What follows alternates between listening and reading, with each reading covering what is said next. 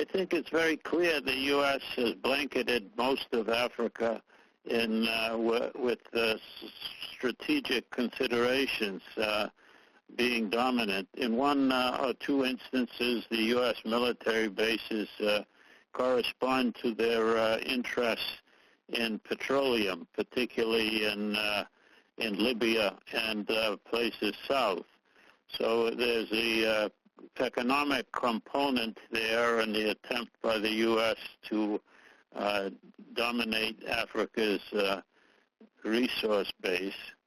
The most important outlet for oil production, however, is not in Washington's hands. In Nigeria and Angola, Washington has not yet been able to set up bases to complement its economic demands. The second area Washington is interested in is military strategic interests in using military bases as a way to maintain political dominance, and the military in U.S. military has been important in preventing popular uprisings. In particular, this is true in the Sahel and in areas that Washington has been intervening in, the Horn of Africa and North Africa. Let's look at North Africa. And we see the U.S. building military bases in Tunisia. We know the U.S. is deeply involved in Somalia and has created a whole network of military bases in order to prevent the Islamic movement from taking power. We also know that Washington has been instrumental in Djibouti, looking at military bases there for two reasons, being able to retain its foothold in Somalia and supporting Saudi Arabia in Yemen. And that takes me to the other consideration. The U.S.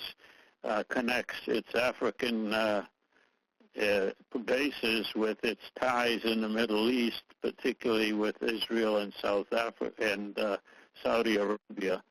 And you can say that North Africa, particularly in Somalia, is a jumping off spot against the people of Yemen and beyond that to Iran. So there's a connection here between U.S. military bases in Africa with the U.S. military bases in the Middle East, targeting countries which refuse to comply with submit to U.S., including Iran, Iraq, Syria, and elsewhere. We have to remember that the U.S. that was involved in the overthrow of Gaddafi, many of the terrorists and armed groups went from Libya to Syria, and in Syria served as the terrorists that attempted to overthrow Bashar al-Assad and defeat Iran's Hezbollah, Russia, and they failed.